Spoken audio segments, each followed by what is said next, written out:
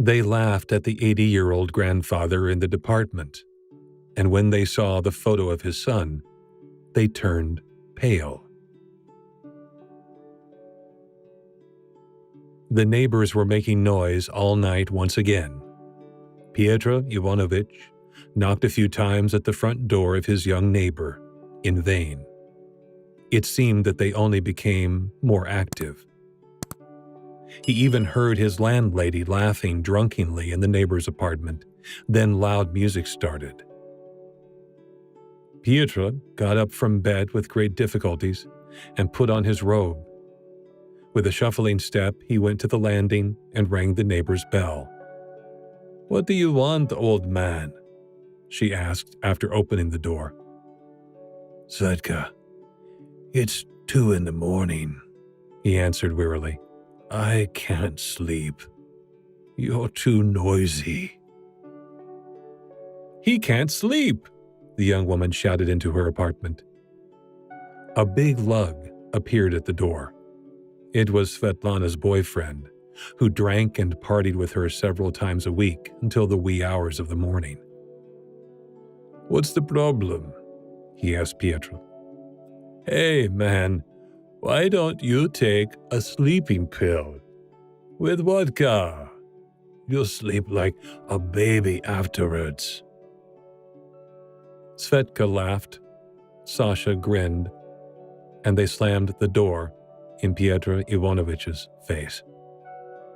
The old man finally shuffled back to his apartment, took a sedative, and pulled the blanket over his head.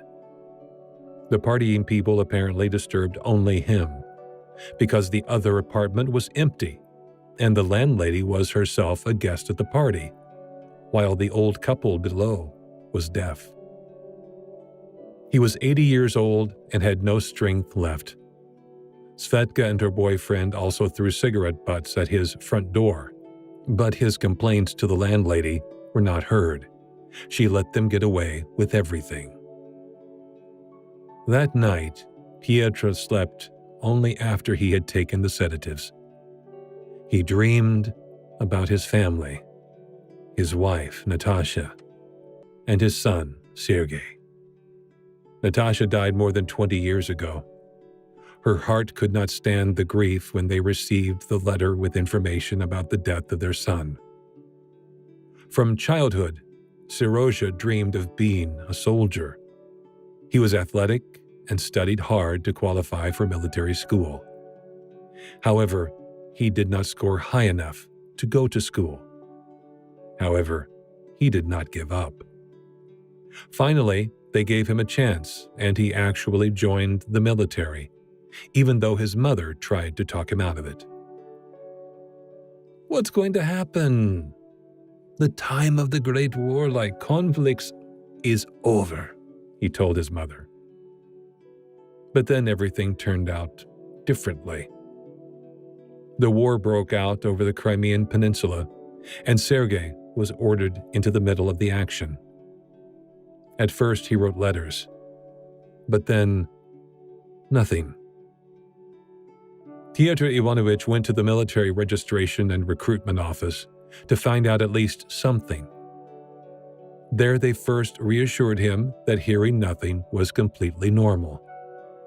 Then, a few days later, the doorbell rang. A military representative was at the door. "I'm here to see you," he said, covering his eyes. "I have to inform you about the death of your son." He stammered something about "died heroically, defending his position." Everything went black. Your only son, pride and hope, dead. Natasha was taken away by ambulance that very evening, and the next morning she passed away. Her heart could not cope with the death of her son. The former teacher, Pietro, is not really lonely, since his former students come to visit him, and even the press came by once to do a portrait of his son, the war hero. He has resigned himself to his present life. Everything would be fine if his neighbor did not behave so outrageously. She had no decency at all. And yet her mother, Katerina, had even been friends with Sergei. Pyotr Ivanovich remembers seeing Katerina and his son walking in the park. Natasha and Pyotr thought they were going to get married. And then suddenly Katya was married to a businessman, and soon after she gave birth to Svetka. Natasha first thought that she was Serozha's daughter. It seemed to her that the girl looked like her son. But when they approached Katerina about it, she became very angry and didn't want any more contact. She didn't even come to Natasha's funeral. And 2 years ago, Katya and her husband were in a car accident. Svetka became an orphan. The latter continued her maternal traditions in the form of her behavior toward Pyotr Ivanovich. She did not greet him. She behaved ruthlessly toward him, as if she enjoyed it. Yes, he had called the district official for disturbing the peace, but that was only twice, and that had resulted in nothing. But one evening the doorbell suddenly rang. Pyotr Ivanovich had just dozed off nicely. It was Svetka. "What do you want?" he asked her. "I need a corkscrew," Svetka replied drunkenly. "I don't have one, but I'm going to call the police if you make noise until the sun comes up again," Pyotr replied. "Oh, and here I am afraid. As if that would do any good, old man," laughed Svetka contemptuously. He then asked her what she had against him. She answered that she only wanted his apartment if he died.